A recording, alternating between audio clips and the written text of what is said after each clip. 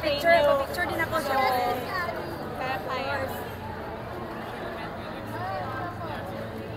Congratulations. Miss Shamsi, what did you see in the new winner?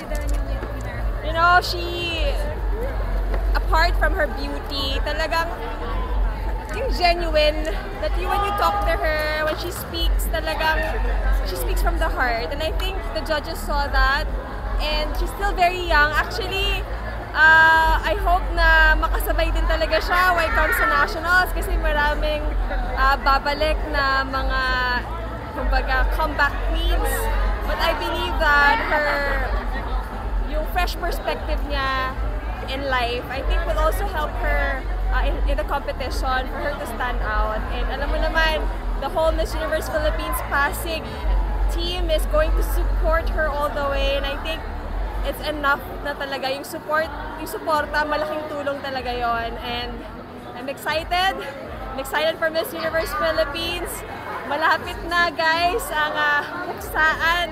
And kumbaga, this year is gonna be so exciting. Kaya alam kong aabangan niyo ng marami.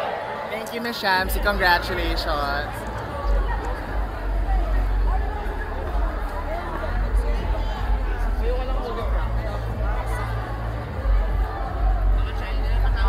Lexi, congratulations. How do you feel from the crown? I'm so grateful po with the experience, and now that I'm the queen, I would bring the crown with poise and confidence po. How did you prepare for the competition? I did passerella training and Q&A trainings to prepare for this po. Is this your first pageant? Actually, it's my third po, and my first pageant was for schools, and ngayon lang po ako lumabas ng school for pageants. Wow. So, sabi nila, puksaan ng Miss Universe Philippines edition this year. How are you going to prepare for that? I will still do my passerella training and Q&A trainings, and I'm so ready for it. Did at any part of the competition, did you feel that it's going to be you ang bagong winner of Miss Universe Philippines Pasig? Actually, no po. I still have a doubt on myself, but yeah. Your message to all Pasigueños, especially to your followers and to your supporters.